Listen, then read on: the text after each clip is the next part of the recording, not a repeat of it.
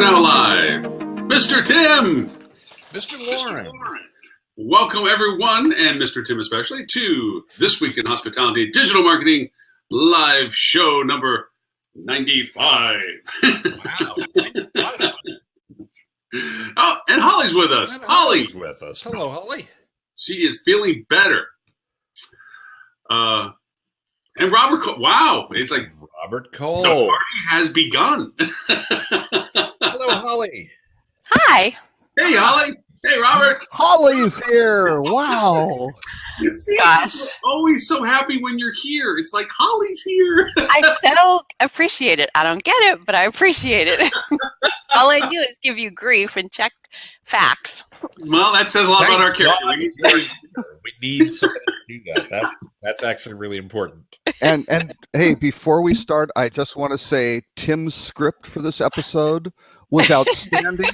The rehearsal was flawless. I'm very excited about this episode, especially now that Holly's here. So that's right. Right.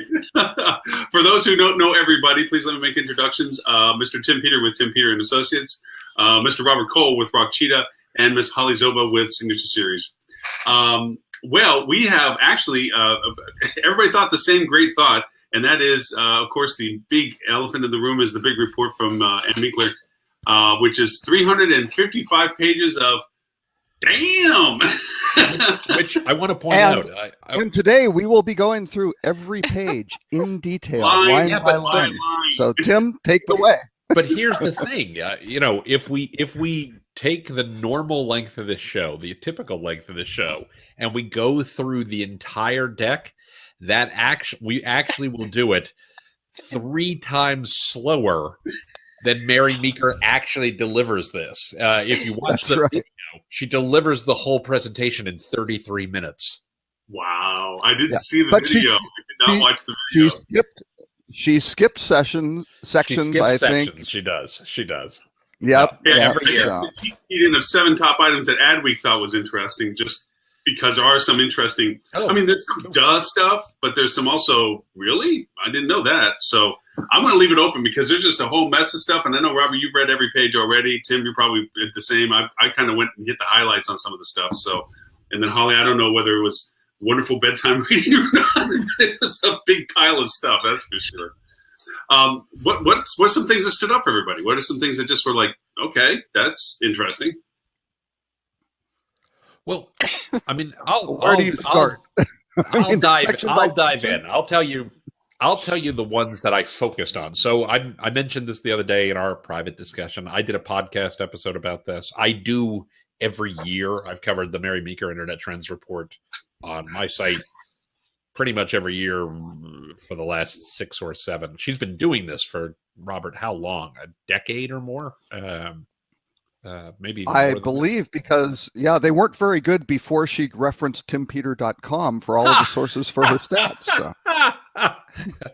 No, I just mean that this is something like, I don't know about you guys, but I kind of like my year revolves around this thing coming out because there's so much good information in there. For those who don't know Mary Meeker, it's probably a good idea. I'm going to look up her bio real quick because I always get it wrong. But she is a venture capitalist. She has been around for a long time. She is today at KPCB, Kleiner Perkins Caulfield Byers. She actually really came to prominence working at Morgan Stanley, and she was the lead manager for the IPO for Netscape.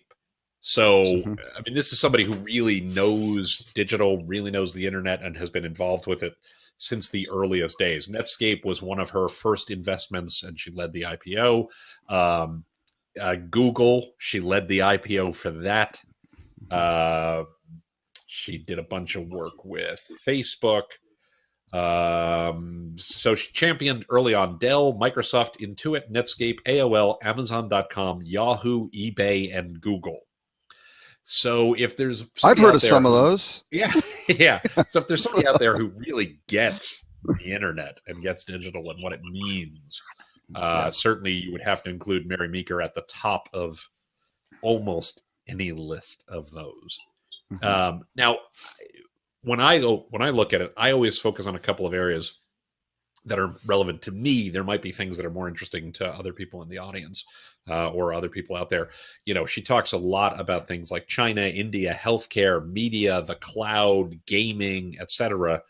The stuff I find interesting is around internet use generally, mobile use specifically, e-commerce specifically, and this go round, her assessment of Facebook and Google and their dominance and how big they are and are likely to get.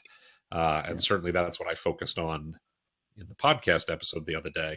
But I mean, we can talk about any of those topics depending on what interests you all, right? I think we should just go section by section, not page by page. But I don't know, how many sections were there? Like 6 or something like that? Yeah, six or seven. Yeah. So the first section was online advertising and e-commerce. Yep. And her little synopsis is certainly, advertising growth is huge. It's being driven heavily by mobile growth. The numbers are pretty stunning, but the key is the measurability of the advertising. So I think one key stat that she had was that mobile, or not just mobile, but online advertising is going to exceed television this year. Right. And that's a big thing. And the amazing thing was the internet, or was the engagement on mobile, that right now, I think it's in the US, time spent per adult user per day on digital media for 2016, 2.2 hours on a desktop or laptop, 3.1 hours on a mobile. And so that's why it wins. Mobile is up. Sort of thing. Mobile's and up. 5 years ago. Right. Yes. Oh, yeah. Yeah. Mobile was less than an hour 5 years ago. Yeah. In 2009, it was about 20 minutes. Yeah. It's now 55% of people's online media consumption every single day, mobile. And the crazy part about that, when you think about media, when you think about the marketing aspect of this, that I think is really interesting, was she has a stat that print is still heavily over-indexed in terms of ad spend. So people spend about 4% of their day with print, but print consumes about 12% of media dollars. Mobile, by contrast, people spend 29% of their day, 28% of their day in terms of total media consumption with mobile. And it's only getting 21% of media spend. Oh my gosh, Ed St. Ange made it. So mobile's got some. Hey, Ed, he made it. I did. It's awesome. So we're just talking about it's not the office of offices, but oh no, it's a Hyatt in Miami. Wow. I stayed there. I know that property. I know those curtains anywhere. I know those curtains anywhere. So we were just talking about some of the interesting stats around mobile from the Meeker Report. Oh, I didn't get a chance to read it yet. I've been traveling. All right. Well, Ed, go ahead. Go ahead. Can I ask you a question? So it's about 5.5 hours total per day for media consumption is what? 2.5 and 3? Online media consumption. Online. Total media consumption per day is more. I don't remember the number. Yeah, so it's actually internet usage. Right. Yes. So I'm just curious, like in 2009, what was total media consumption period per day? Well, that's just online. Okay, so this is how often you're on the internet, right? So through whatever you're doing. So you may be, doing whatever. But in 2009, it was about 3 hours. It's now up to 5.6. Wow. That makes sense. It's incredible. Yeah, because people don't walk anymore without looking at their phone. Right. People don't stand in elevators anymore without looking at their phones, and people don't eat anymore without looking at their phones. So that makes sense. Right. Well, and the craziest part for me, actually, there's two stats that are very related that I think are critically important. It's going to touch on something, Ed, I think you've said a number of times. But first, let me give the setup, and then I'll say what you say all the time that I think is pretty wild. So Facebook and Google consumed 85% of the growth in internet ad spending in 2015 and 2016. Now, I want to be really clear about how that's stated, because Forbes magazine got that wrong and said that they consumed 85% of the internet media spend. They did not get 85% of the spend. They got 85% of the growth in spend over those 2 years. Still, that's huge, right? That's amazing. Actually, let me just give the second stat, because it leads to it leads to Ed's thing that's amazing. When we look at streaming video, so this is on slide 165 of the deck. When we look at streaming video, it used to be on mobile, right? So remember, mobile is the biggest place where people spend online. So now we're talking about video on mobile specifically. I don't remember if this was last year or the year before. I don't have the number in front of me, but YouTube was 30% in the last period, which I don't remember if it was last year or the year before or something like that.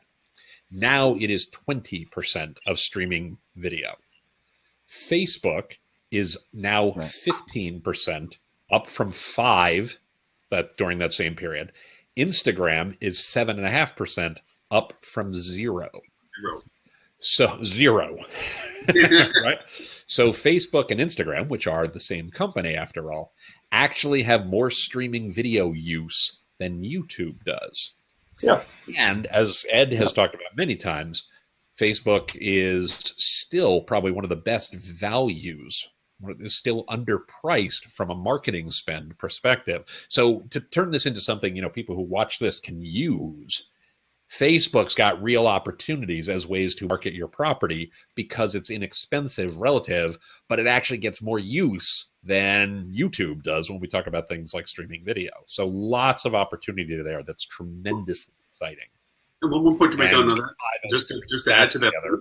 Yeah, go ahead. Just say that, like, look what's happening now. It's in your stream of consciousness, like the things going on with the Orlando right now. I found that pop up on my Facebook feed long before I ever saw newscasting. What's going on with Orlando right now? Oh, they're doing live coverage. They found an unidentified package in front of the nightclub that was unfortunately the tragedy. Man. You got 3 helicopters floating around doing a live stream. You got street level people doing a live stream. You got like 10 different angles on something that even the mainstream media, in the midst of their morning shows, hasn't even released yet. Right. And you're aware of what's going on. Right. And yet YouTube doesn't have that draw. You don't go to YouTube to find out what's going on. You go to YouTube. Right. Well, you don't dawdle on YouTube. You don't go, I'm bored, I'm going to look at YouTube. Right. I totally do. Some people do, Ed. There are people. I do. 20% of the people who consume video. That's the reason why I don't like Star Wars. No, but what YouTube does, though, is now with the autoplay and the next recommended, people will go stream through it. Once they've got you, they keep you. There's no question. Yeah. I will and also, to be fair to YouTube, watch video.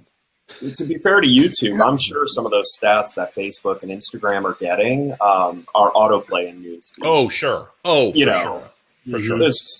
So people aren't actually watching the videos. I'd actually say that on YouTube, people are watching the videos. For sure. No, that's one other thing to note. If you are going to do video advertising on Facebook or Instagram, you want to have text coming up. Because a lot of people will watch the video and they want to read the closed captioning because they don't want to listen. Caption. Yep. Yeah, for sure. No, I think that's I do know with their marketing minutes. I do the transcripts because YouTube will do the transcripts for you if your video is less than 20 minutes. They'll do the transcripts, although you got to go in and clean it all up because they do a. So you're saying want to edit them. You're saying one of your Monday marketing minutes was under 20 minutes and you were able to use it? Yes, it was. It's the marketing moment, and a moment is a long time. A moment. This show has to get chopped up into 12 videos. They don't do this video. Loren, when he says minute, he's like, a minute on Pluto. I'll be there in a minute. Yeah, I'll be there in a minute. I'll be down in a minute. See you in a week. Actually, just to move back a little bit on, I know there's a question from Holly mentioned, Tim mentioned the 85% of the internet advertising growth, but I think it's important to have the raw numbers too, because I think those really pull things into perspective. So Google right now is taking in about $35 billion a year in internet advertising revenue. That grew 20% year over year. So that's a big chunk of growth. So remember that number, 35 billion.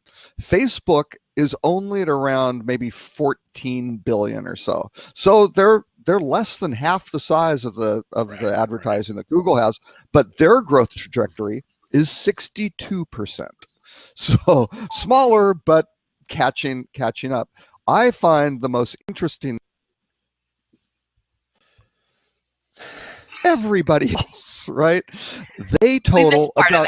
Wait, we missed part of that. You and Ed vanished for a moment. Oh, sorry. The most interesting part. So what did you miss? Oh, the most interesting part is it's a whole thing to keep you in suspense, right? Are the others, which is everybody else. So everybody else is at about 24 billion. So everybody else is about 2/3 of what Google's getting, and here's Facebook growing at 62% at 14 billion. About 60% of what they have, but the others are only growing at 9%. Now the one thing I would think about with this, and I don't know the answer to this. I think you have to look at I don't think there's a blanket statement you can make here, and I think as marketers, you need to look at on a case-by-case basis. But I've mentioned Stratechery many times before, Ben Thompson and his podcast Exponent. Well worth listening to. Really, really good stuff. Very, very good analyst. One of the things he talked about is one of the reasons he thinks Yahoo, Google and Facebook are in such good position is he said, a lot of marketers, when they talk about ROI, in addition to looking at the R, they also look at the I. They're looking for where's the one place where I can just spend my money and not have to drive myself crazy. And so the large folks do tend to attract a lot of investment, it's from gravity. A Google or Facebook. It's just gravity. Right.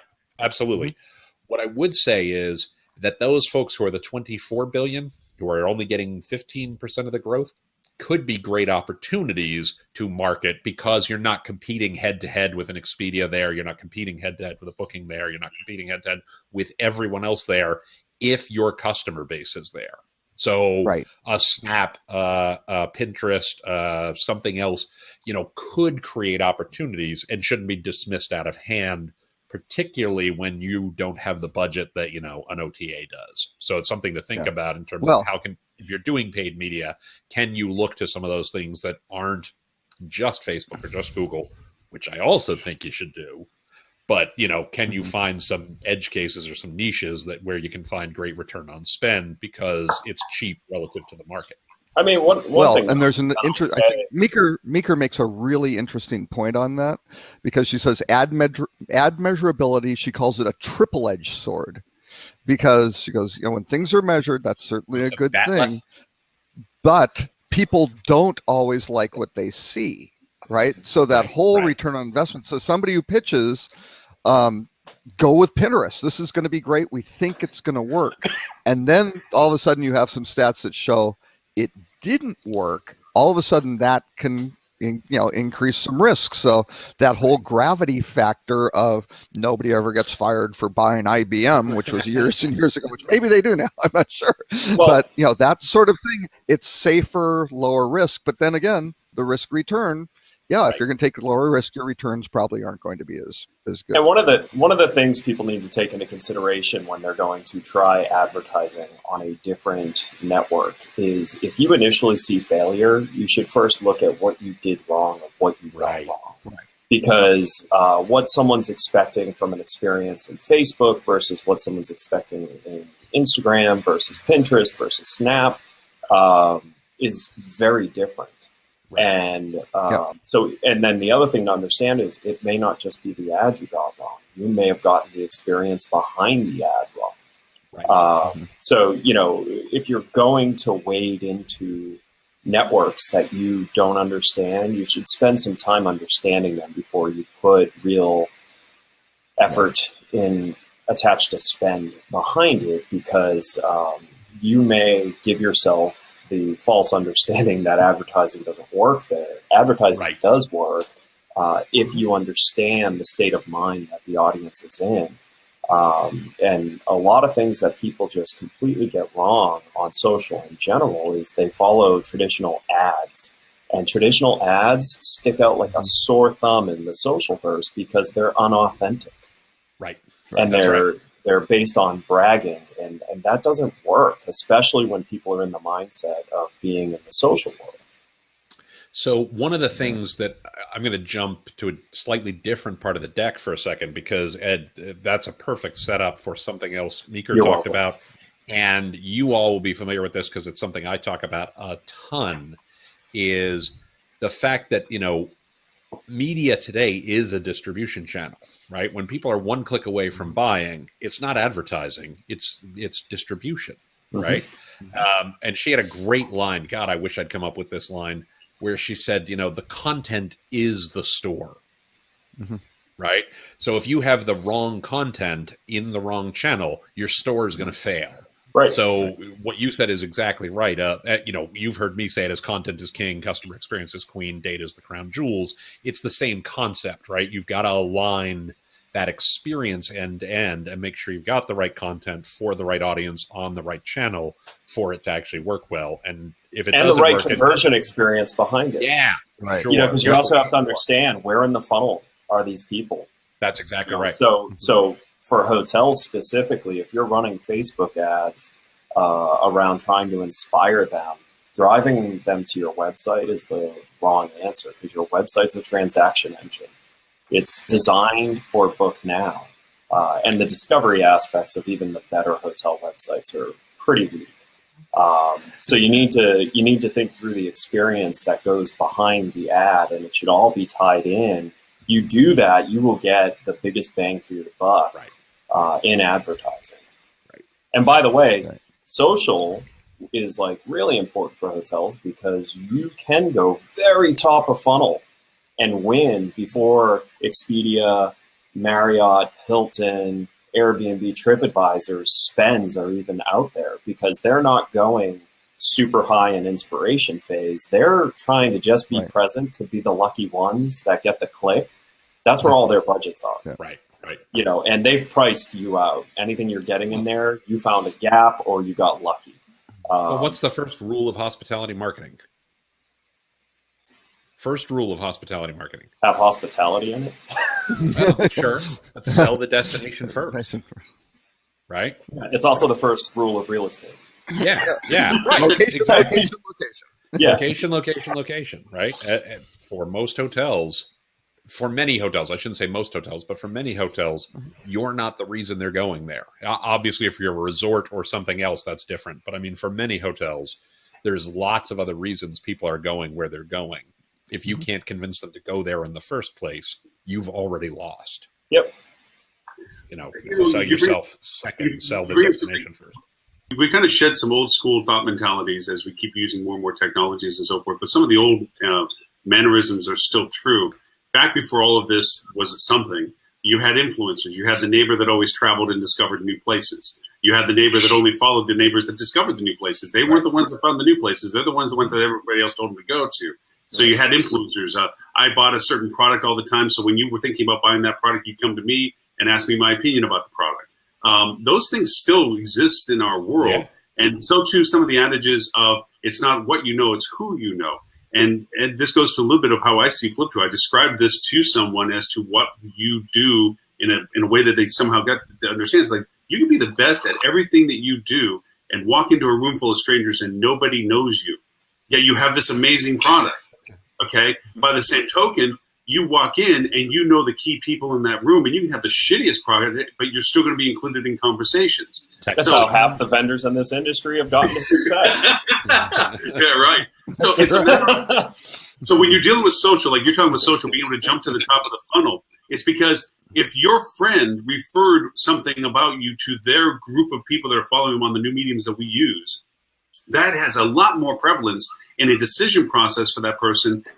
All the research they did through all the channels, platforms, and advertising that was presented to them, because their friend, who they look as an authority in that space of traveling to Florida or traveling to wherever they're now interested in going to, are going to listen to what they said was their experience values. So social has that same, only amplified now. It's still an old school tactic.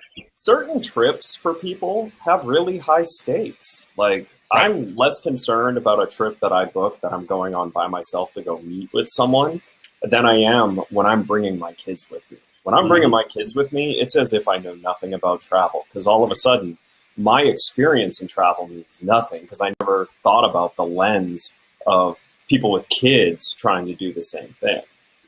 So even travel professionals can hit points where it is overwhelming trying to figure out what you want to do with this rare time that you get. And you want to make sure you're going to have a good time. So you tend to kind of look for, has someone else already gone through the pain of figuring out this? And it's really easy to just tie to that. Because listen, back in the day, I think it was a bit harder for people to even consider going to exotic places. But nowadays, exotic places are kind of not that exotic, because you can discover them and you can go there and you can do the things.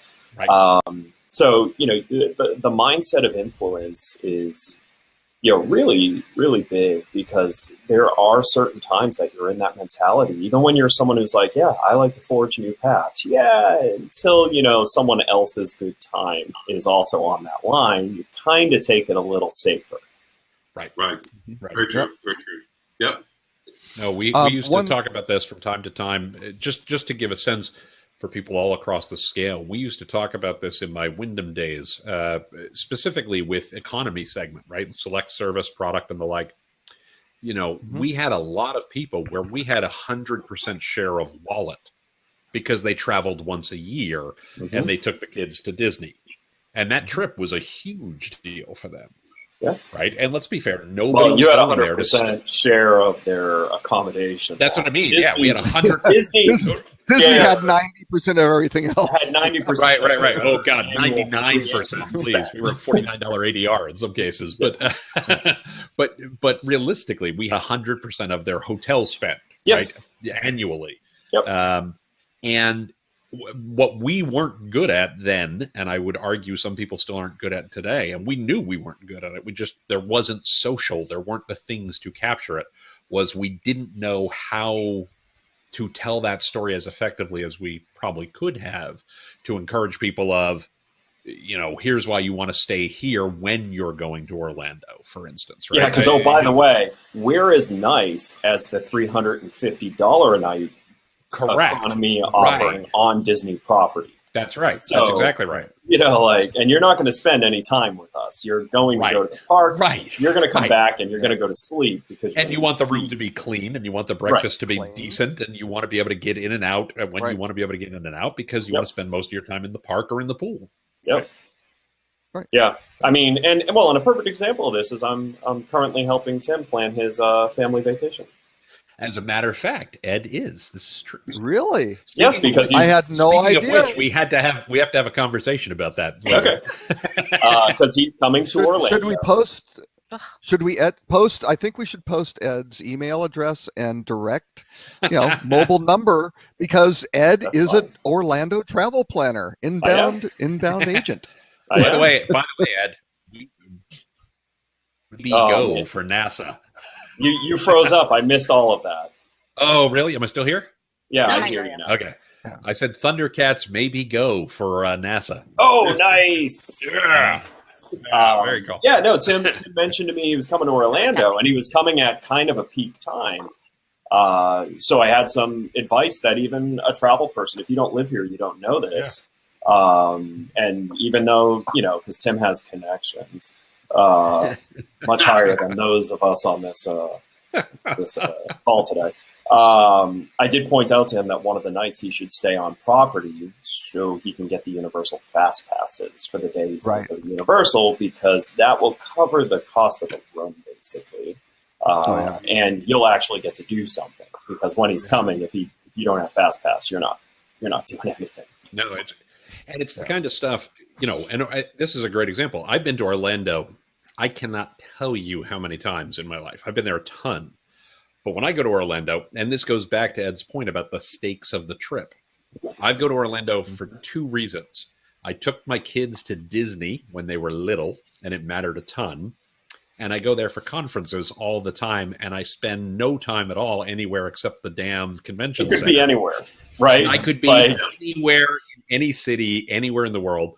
And I don't know the first thing about Orlando. I know I drive. I drive in the convention center, and that's it. Because that's where I spent most of my time. 27 times that I was in Atlanta, I did not venture more than a square mile from the airport. Right. I didn't even know Atlanta had people who lived there. I just figured it was nothing but Delta. I've literally had a choice one time in Atlanta to ride the train from the airport to Buckhead, but only after midnight. And there's an interesting group of people that ride the train after midnight. People that you don't really want to run into. Again, that could be anywhere. That statement. That's true. It's true. Why not New York? Yeah. Anywhere New York's pretty nice for that. I'm going to digress for 1 second. Not that we don't do this here, but I have to tell my 2 Atlanta travel stories, and they're both incredibly quick. I've been to Atlanta twice in my life. Both times I arrived on the first flight in, and both times I left on the latest flight out. After 5 o'clock. You've never slept in Atlanta. Same day. I've never slept in Atlanta ever. In and out, same day, twice. Only times I've ever been to Atlanta. Oh wow! It's a pretty city. Actually, there's really. But to tie this back to why this is important to understand is I find that too many hotels are trying to play most of their marketing effort in that be present to win phase, and you are just outclassed and outgunned. You just cannot. The phase where the traveler has already decided all their trip and they're just booking. Yeah. That is order taking. Yeah, that's not the time to be spending money. Unless you've figured out an algorithm that, the big advertisers have missed. That's not the time. You should be deep in retargeting spend at that point. You should have already had the person while they were trying to figure out where they were wanting to go. Because, listen, $8 billion, that's just 2 companies. $8 billion a year on just 2 platforms. Right. I mean, so they're spending one of them money. is actually called Booking.com. If you think you're going to do a better job at booking than Booking.com, it's kind of what they Hotels.com kind of renates for what they do too. And then, right behind them are all the brands. Mm-hmm. Right. I mean, they're right there, hiking up that money too. And then right behind them are all the destination marketing organizations. Right. Because they're all executing on the same advertising strategy. So if you're trying to play in that arena and you're playing with less than a couple $100 million, you're playing the wrong game. You need targets with your cash. And there are 2 types of targets. There's the really niche search that you figured out that the others haven't. Super long tail. And then there's really top of funnel. I'm gonna challenge that in the details, but I agree with you conceptually, Ed. I want to be fair. To bring this back to the Mary Meeker thing just for a moment, one of the things that she talked about, slides 64 to 78 are all about e-commerce, and where I think she's completely right, and what I think you're getting at, Ed, and I agree with this, is she talked really about how e-commerce is increasingly more about the overall experience. It's not just, about checkout. It's not just about payment types. It's all about the overall experience. She quotes Neil Blumenthal of Warby Parker, who said, "I don't think retail is dead. Mediocre retail experiences are dead." Yep. Right? She talks about the fact that right now we're in the middle of a record-setting number of store closures. Probably more retail outlets will close this year than any time in the past 20 years. But look who they are. At the same time, hold on for 1 second. At the same time, Amazon is opening stores. As are a lot of other online-only retailers, because what they've come to recognize is we need to have great experiences to draw people in. Well, and that's why there's also been a resurgence in boutique retail. Right. Mm-hmm. And boutique hotels. Small business coming back, providing something of specialty, which was killed by the years of Best Buy and Walmart and Sam's Club and all these players who just basically said, no, the consumers don't want that special treatment. They don't want that one-to-one. And what they got wrong was, and they got their own false positive here, is they just had a better price. And they had a better price because they had scale. But that's gone away, because now a small boutique in a small town can buy at the same price as a big player because they can order from Alibaba. I mean, like they don't have this weird restriction of access to sellers. Right. So that's where I'm actually excited about what Amazon's done to retail, because it's undoing the Walmart effect. I've watched now 2 towns that I had lived in my life that were great, had tons of small businesses, were just great little villages, if you will. And Walmart came in and just decimated the area, and all these store owners ended up working at Walmart.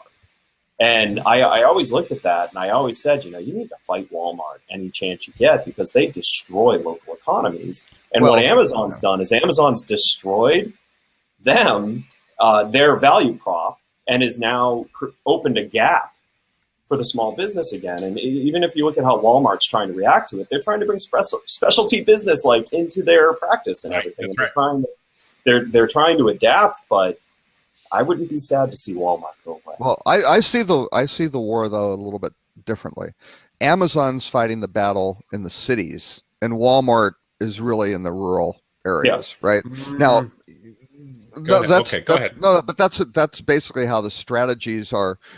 Amazon's going for the higher end consumer. They're focusing on the Echo, things like that.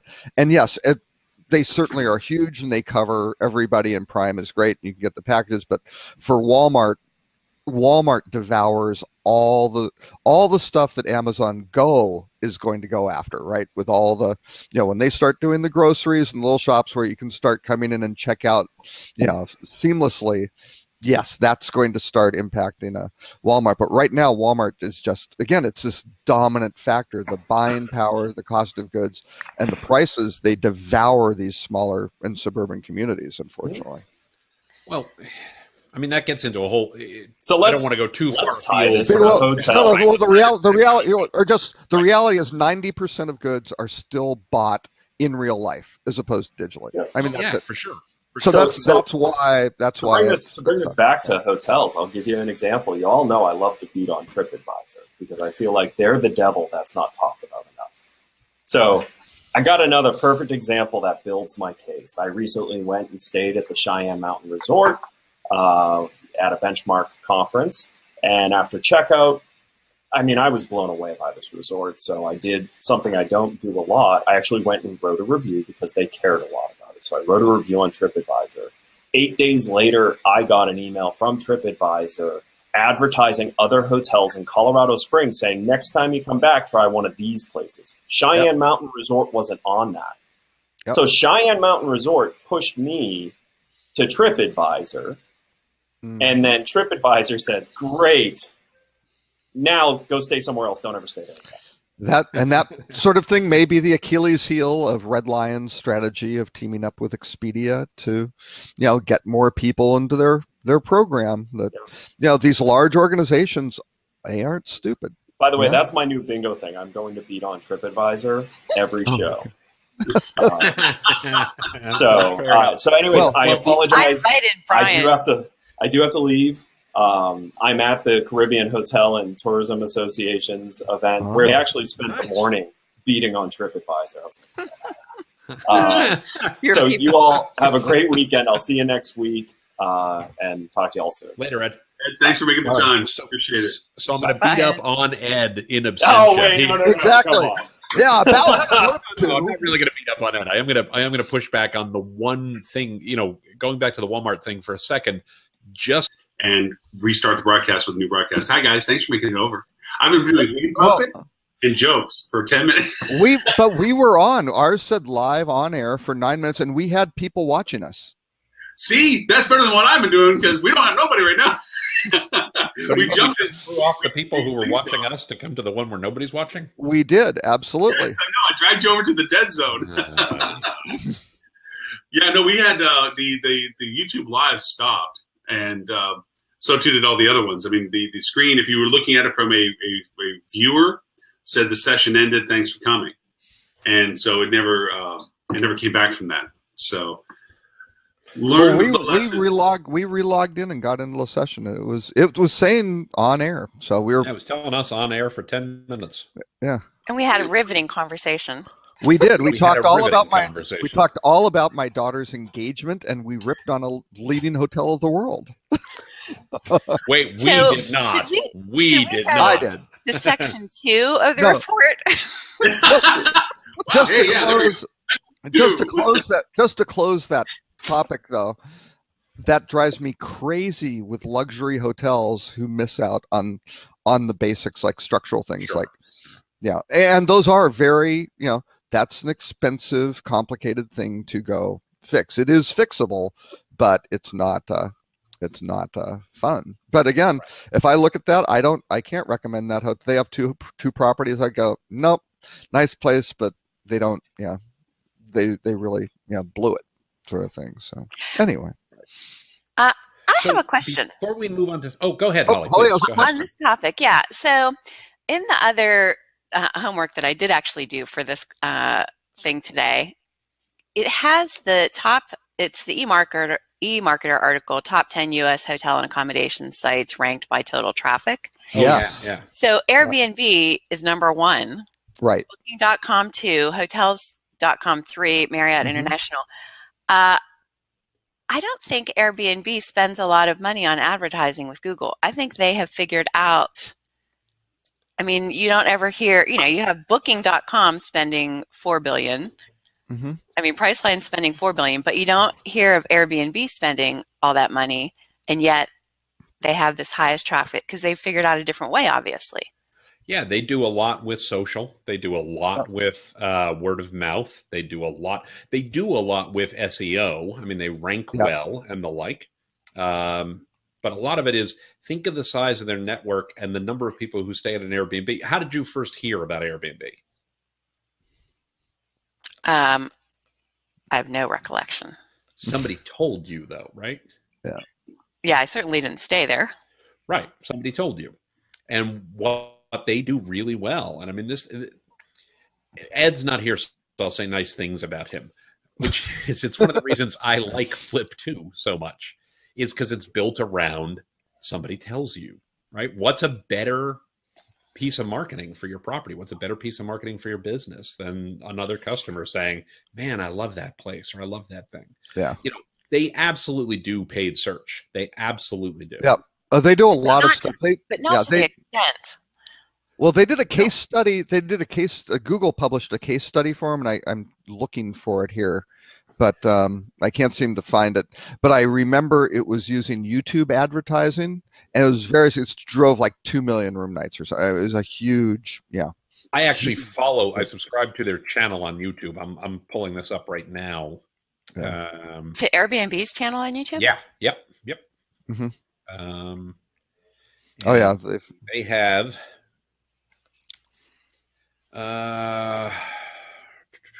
video. One video 3 months ago has almost 5 million views. Here, I'm just going to go to all their videos, and I'm going to. Well, they spent according to Statistica, these are a little bit old. 2014, 5.1 million.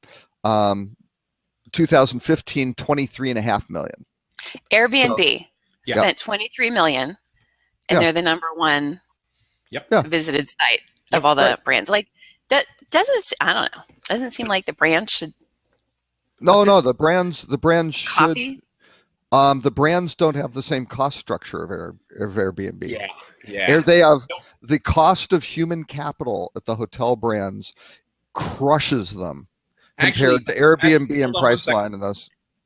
Robert, let's compare like to like here. Remember, most of the brands are asset light, so their human capital is not their biggest cost. But still, even with the problem for the brands, the problem for the brands is, if I'm a franchisor, how much do I make per reservation? Do I make per reservation? Right. I make franchise fees of 7.75%. Yeah. Maybe a little bit of marketing fee or something along those lines, but all that's got to go to marketing fund typically, right? Right. So yeah, most of it. Well, the total revenue stream winds up being somewhere for average, right? It's around 10%. You know, 10. Some of the ones, Hilton Garden Inns and Hampton Inns, things like that, get close to 15%. But let's call it 10, right? Let's call it 10. Let's call it 12.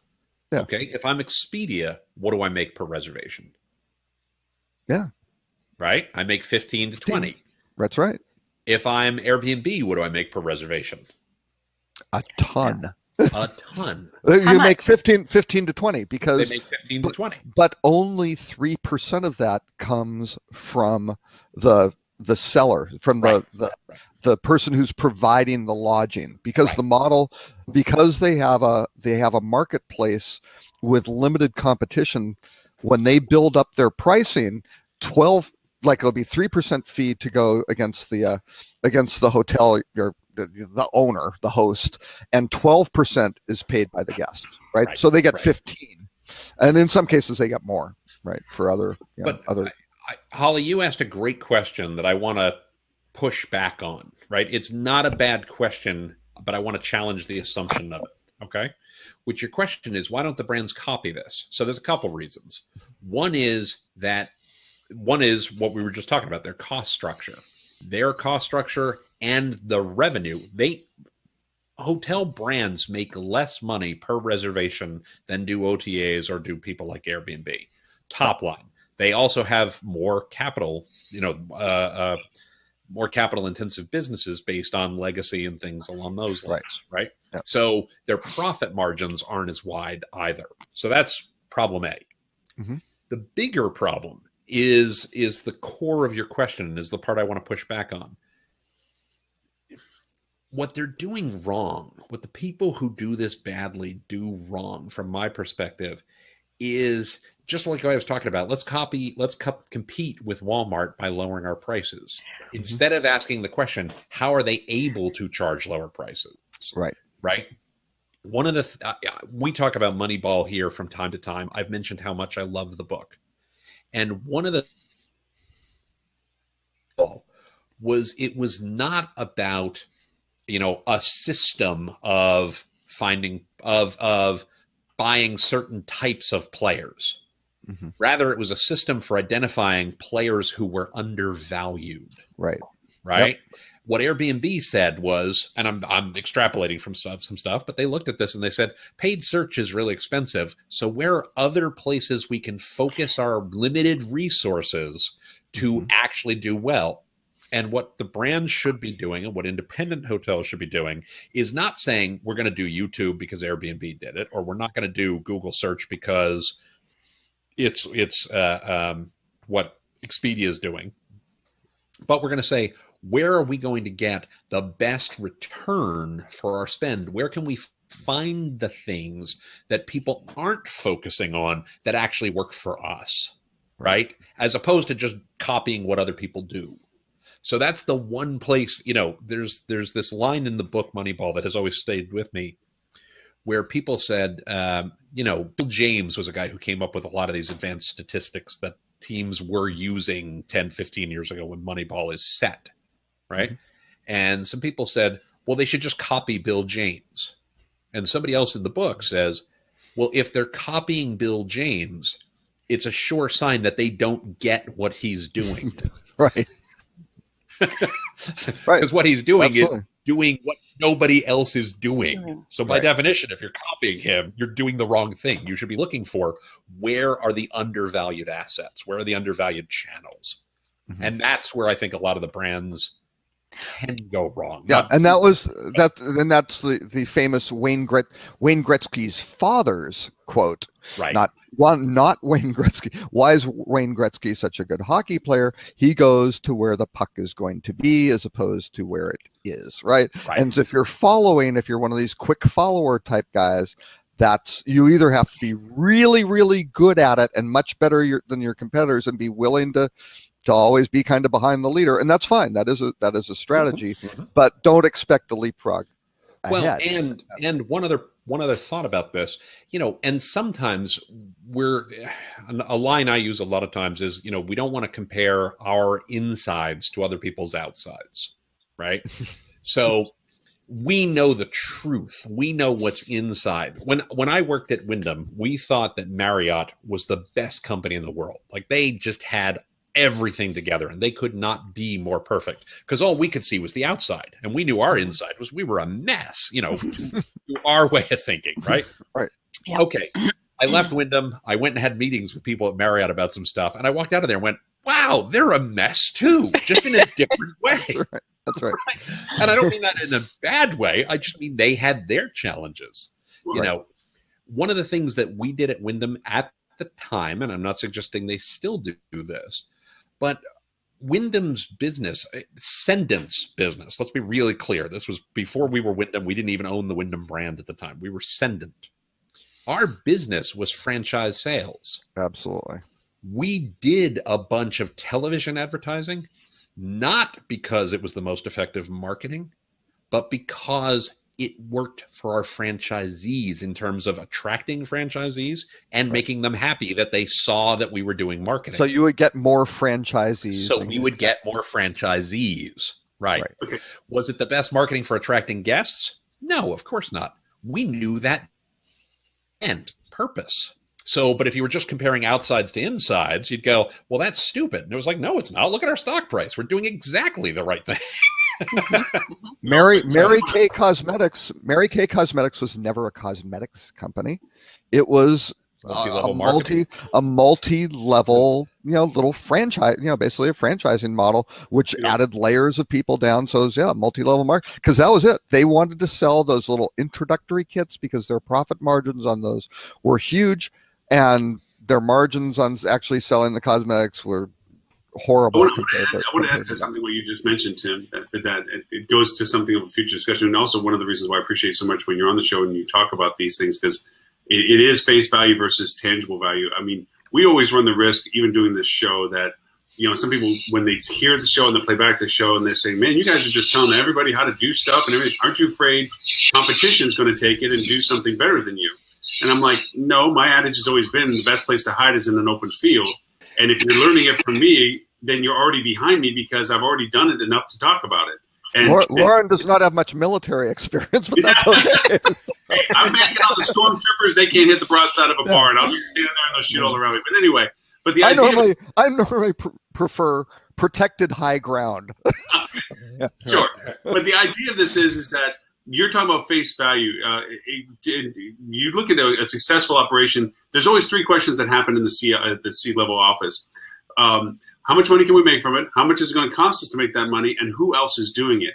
And to the third question of that, they only see the face value of what was done. They don't see the failures that created the successes. They don't see the methodology that created the pattern of performance. They only see the performance, and they try to, as you said, the Gretzky thing, they're going to where the puck's at the moment. They're going to what they just saw, not to what it actually took to get to the next step. Right. And so because of that process, it goes with the marketing as well. People go over and see and they mimic the pattern, but they don't get the same result, and they don't wonder why.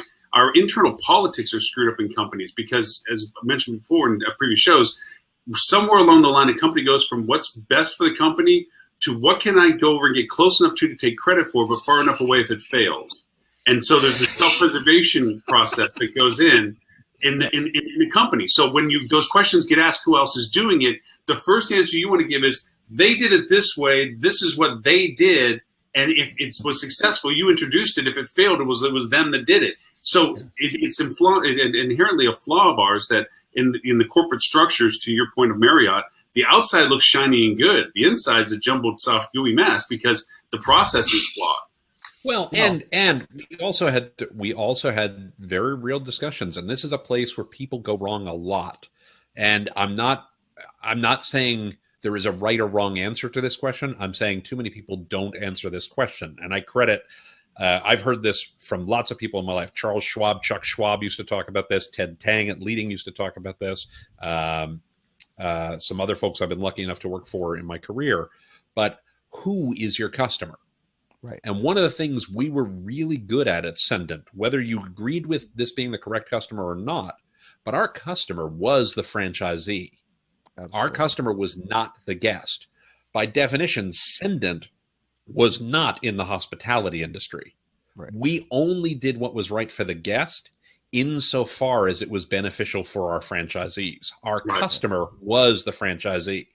Yeah. So we did things from a marketing perspective, from a guest marketing perspective, from a hospitality marketing perspective that were not good ideas conceptually because they weren't good for the guest, but they were good for the franchisee. I'm going to go ahead. Go ahead. That's just so short-term thinking. You can't. Think by the way, long-term. Agree. I mean, that's. I think that's part of the problem. I mean, it's well, a huge part of the problem. but let's look at Sendent. Hang on. Let's just look at Sendent Travel Distribution Services, who I work for, a different group than Tim did, but I worked for Sendent for a while. We sold a company to Sendent, and the company that we sold to them had the patent on dynamic packaging. And our business model was very different from everybody else's, and it was very, very supplier centric. Sendent bought that, did the let's follow them, and tried to make it Expedia like, change the business model, and kind of killed that product line. But Sendent Travel Distribution Services, over the period of 4 or 5 years, spent $8 billion acquiring companies. Right. And that's what Sendent did. Sendent acquired things. They did 700 deals back to the HFS days when they rolled up all those brands. That's what they did. They did deals. Right. And they were pretty good. Right. They were good on the B2B. So, they owned Avis and Budget. They owned in real estate, Century 21, ERA, Coldwell Bank, 90,000 employees. But in the travel distribution services area, which is a relatively hot growth area where you look at groups like Priceline and Expedia doing quite well, they spent $8 billion, and 4 years later owned Orbitz, by the way.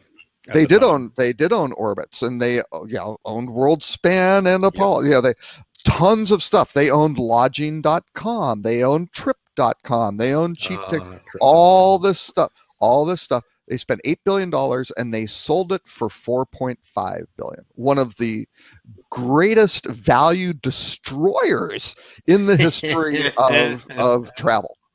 And it was because they were not good. They didn't have that franchisee to serve. They were trying to be this, and in the travel, there was no customer. The only customer was the market, was the street.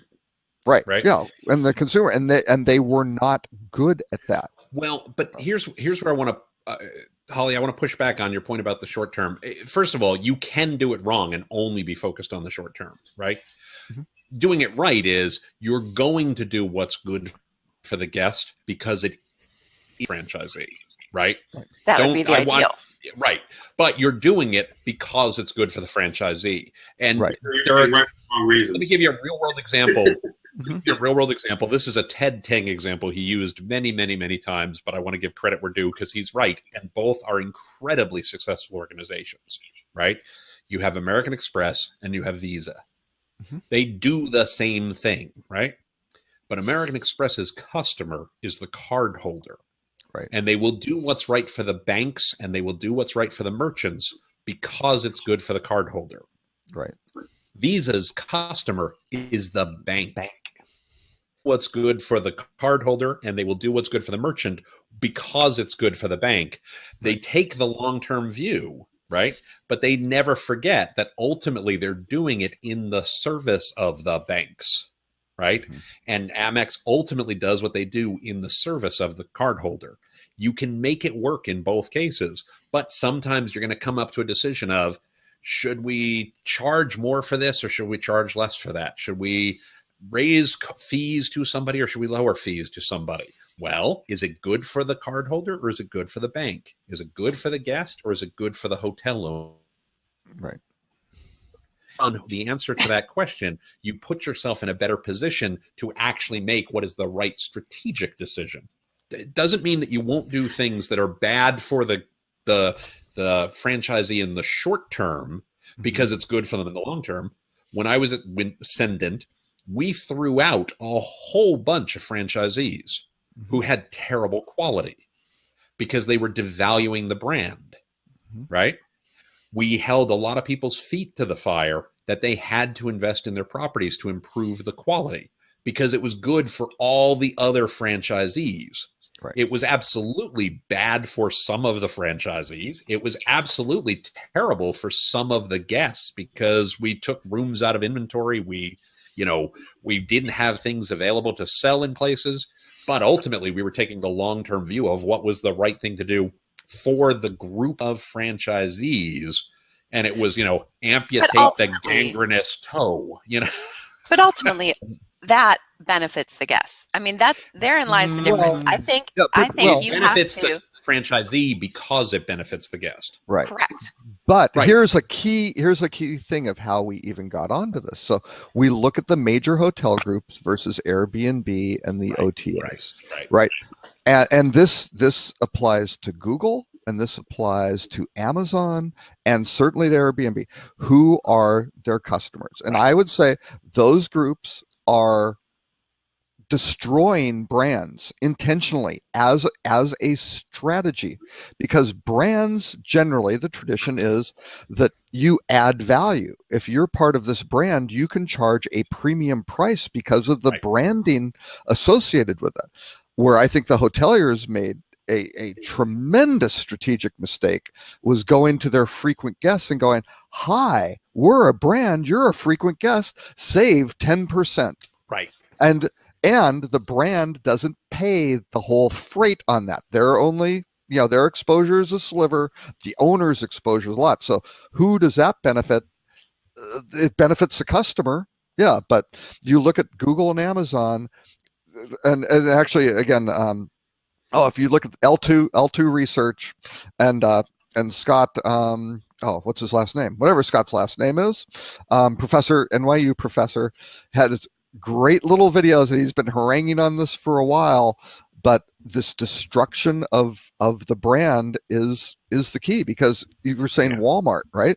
Yeah. Walmart comes in and dictates what your pricing needs to be as a brand for toilet paper or whatever. And if it's too much and they don't like it and they aren't making enough money, what do?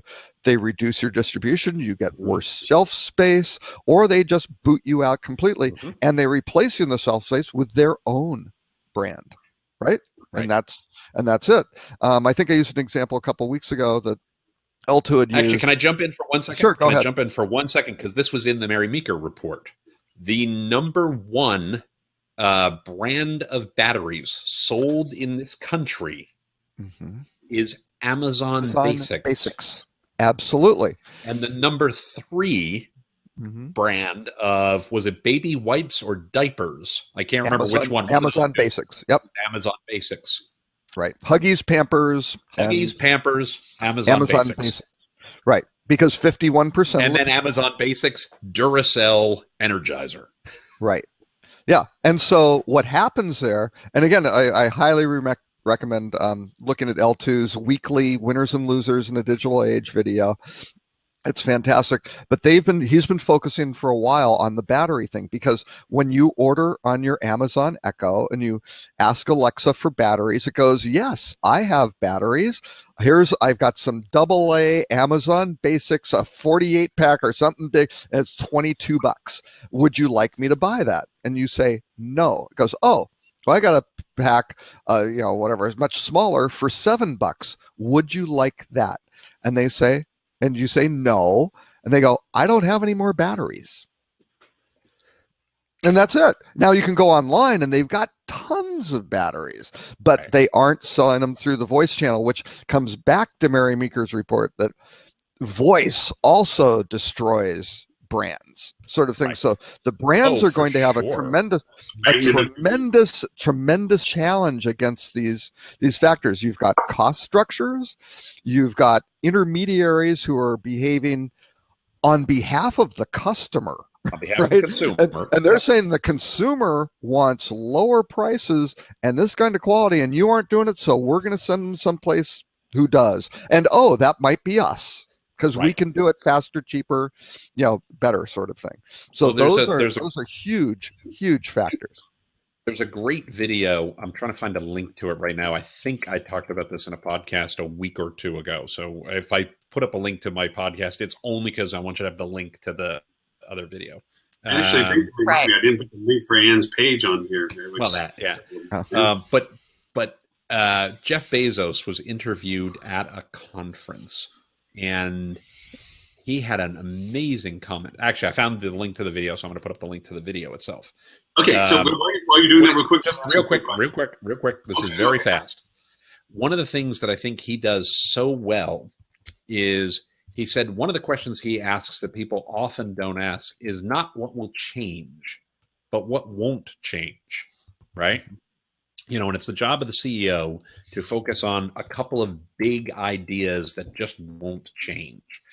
And he said there were 3 things Amazon has been built around from day one, which is take care of the consumer, right? They are a consumer-focused company first and foremost. So if other brands die, they don't care as long as they're taking care of the consumer. Right. 2, low prices always win. Mm-hmm. And 3, fast shipping. And if you look at everything they do, he said, I can't imagine somebody coming up to me in 10 years and going, could you deliver it just a little slower? Right. That's the stuff that just isn't going to change. And everything they do is centered around, they know who their customer is, and they know 2 things that the customers will always care about. Can I get it for a good price, and can I get it quickly? And everything they do is built around that. And the companies that do well, what's Airbnb's value prop? We're going to find you good value. Good. It doesn't have to be cheap necessarily. We're going to find you a distinct experience. It's lowest price. No, it's not. It's not anymore. If I want to stay on a yacht, if I want to stay in a castle, if I want to stay in a penthouse apartment, For the experience relative, it's always going to be cheapest because because of the cost supply chain. No, the cost structure, the cost structure very much is lower because an individual doesn't have a bunch of shareholders and a management company and a franchise and all this stuff. It's just them, and they can go figure out whatever they want to do. But in many cases, people with very nice products and Airbnb, just like Expedia's helps hotels price yourself better, because again, Expedia makes more money if you charge a higher rate. Expedia has no problem. They want you to charge more, kinda, but not to the point where you aren't providing value to the customer, right? So they want everybody to provide the best value for the customer at the highest possible price. But if everybody in town raised their price $5, Expedia would be giddy. Like, they don't care. Well, as long as people didn't slow down on the travel. Correct. Right? That's right. So they want to figure that out. How do you keep most people? What's best for Expedia? Drives that. Right. So but Airbnb. The other thing on Airbnb, Loren, go ahead. Loren wanted to say something. I want to ask a question to this, because it's inherent about what you're talking about with brands and what we're talking about with Amazon and so forth. Is okay. So taking this out of the context of hospitality and going to just the airlines for a moment. Everything works on a hub and spoke system. Sorry. Not Southwest. We're talking about brands and good experience, and you bring up airlines. I can't. Because we're not going on the layer of experience. But I don't understand the connection at all. So the whole network of airlines is based on hub and spoke. Okay? Except for Southwest. And right. And even with Southwest as the exception, Allegiant. Can you think of a better method than the method that they've devised? Sure. Southwest and Allegiant. Yeah. Southwest still doesn't win. Southwest still doesn't win. Oh, they are. They're the largest. They are the largest U.S. carrier. For the solution process to work, there's one predication to the whole thing. This was brought up in an amazing presentation at TED. That's why I'm bringing this up. No, I don't understand. I have to be honest. I don't understand the basis. Okay, so right now, for an airline to exist, they have their hub and they have their spoke. They're not going to fly you from Poughkeepsie to Des Moines in a direct flight. Okay, not from Poughkeepsie to Des Moines, because there isn't demand for that. Right. But somebody does fly from Poughkeepsie to Des Moines, but it may not be that same person that you offer. You're in competition. You have very few airlines that are competing for the same lift with centralized destinations, 2 other destinations. Everybody's trying to get somewhere. But the predication is capitalism is the best person wins, the most affordable, the 3 points you just brought up with Amazon and so forth, centric to the guest needs, centric to their price point, centric to their convenience, all these things. But and this is what's brought up in the presentation, which I thought was the most impressive, capitalism isn't the best means as it is compatibility, and attribution. If all the airlines worked together to say, you know what, I'll take this portion of the ticket, you take that portion of the ticket, you take that portion of the ticket, depending upon where this person wants to go. We'll get them there if we collaborate together. I'll keep this lift, you keep that lift, whatever. Oh, no, but they do that. They do that through interline ticketing arrangements. Oh, sure, of course but, they do. But what the Code airlines have done has collaborated. I won't use the word colluded, but they've basically divided up the hubs and spokes because only based on intrinsic relation. If they opened up and said, from a point of view of service, wait. No. First of all, we're not going to tear down capitalism here. I'm just not going to stand for that. No. Second, we're going to modify capitalism. No. I mean, the reality is they are doing what's right for their customers within a specific framework, right? And their customers are their shareholders. There's some part of that that's absolutely true, right? You know, where airlines are going to get screwed, and we're not going to open up this can of worms again, but where airlines are going to get screwed is the moment somebody comes along with a better way to get from Dubuque to Des Moines, or wherever the two places you said were, Syracuse to Des Moines or something like that. Mm-hmm. You know, a self-driving car or something like that, or a hyperloop, or something high-speed rail. Yep. High-speed rail. And there are three things right there. Yeah. The problem with airlines, is not that the airlines don't compete. The problem with airlines is that they don't compete with anything else. Right? There's no other good alternative. They own demand and they own supply. They own the whole circle. Well, right. I'm bringing this up for a reason. Holly's Airbnb. The point about this is where the discussion came from. It that I put the other to the conversation. Airbnb's success is not to the dedication of they themselves as it is to the dedication of each of the inventories that are available to market. So if I have a house in the same city that Holly has a house in, and we're offering inventory to the same people that are interested to it, the narrow casting of what is known about my house and her house are individually similar and promoted, where brands are exclusionary of each other. They want to be individually their own success. Airbnb collectively decides one tier up. It's a destination value, and my individual product, as unique as it is individually different than Holly's product. Yeah, but the same would be true. The same is true for the leading hotels of the world or preferred. Wait, hold on. They got 31 flavors of brands out there. No. Hold on. What?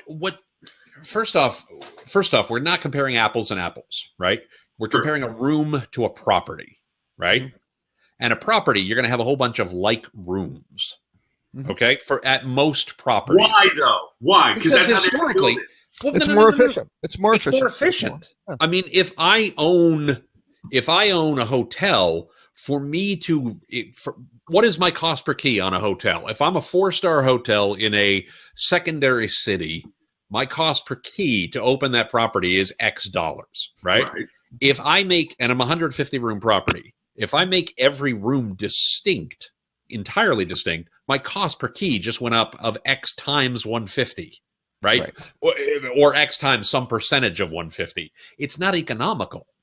And right? it's harder to market. It's way harder to market.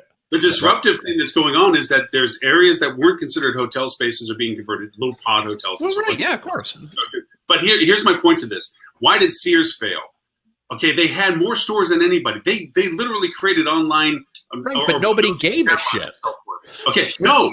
That's the technical term. Nobody cared. Right. Well, look, I'm talking about breaking the mold that we're talking about. Sears could have done something by looking at Amazon and everything in the early stages and said, look, let's not shut down our brick and mortar stores. Let's make them distribution hubs. Okay? Where Amazon is now stepping in, Sears is stepping out. Let's think what we're doing. But instead they said, no, we're this business. And I'm saying the same thing about our hotels. You're saying, why do we have a building with the same rooms? Because it says, cost key each says we should make them all the same. Meanwhile, there's 15 different little individual places around it that are selling uniqueness. Yeah, I get that. Wait, one thing on Sears. Sears didn't have all those big department stores. They started out as a catalog. Right. Sears was Amazon 150 years ago. Right. But they didn't. They forgot what the transition was from one to the next to going back to what it is. Of course they did, but that's true. But that's true in capitalism all the time. Hotels are doing it. hey, No, we I have to build disagree. brands this way. I disagree. I will fight this one to the death. Okay, Why? Tim's on the fence. Let's hear what he has to say. No. First of all, think about who most of my clients are specifically. Arms dealers, oh wait, that's the other business. I'm sorry. Yeah. Say that again. Say that again, Holly. Arms dealers, Independents, right? Oh, you call them independents. Okay. Independents, right? Independents who focus on delivering a differentiated service. Now, they might have 100 rooms where each room is somewhat similar to the room next to it, but the service at the hotel, the experience at the hotel is differentiated from just another box of, from the W or the Westin or the Sheraton or the Ramada or the whatever, because it is a distinct customized experience, right? So they are doing that. Look at what the brands are doing. How come every chain has introduced a soft brand in the last few years? The reason they have 3 or 4. No. But That's a problem. I understand what you're saying, but I want to be really clear. The point isn't that every room has to be different. The point is that the experience has to be differentiated. And I have a very, very, very specific definition of differentiation that is a little differentiated than what most other people will call. Differentiated does not mean it is different.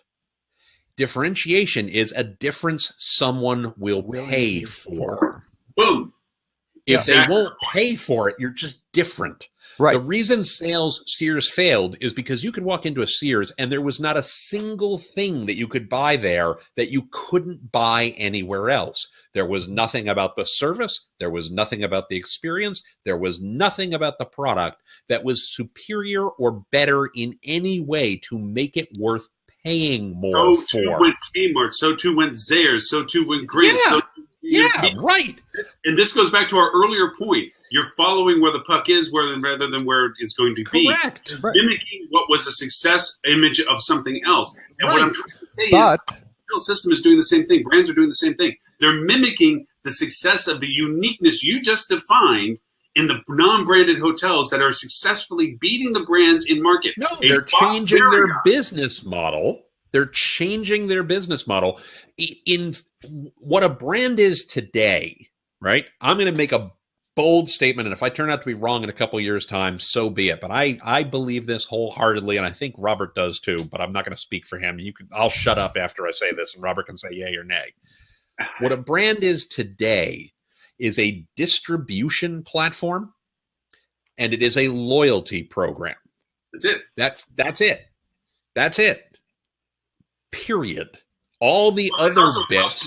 Program. It's meant to standardize pricing so you can build more effectively. Well, sure. But that's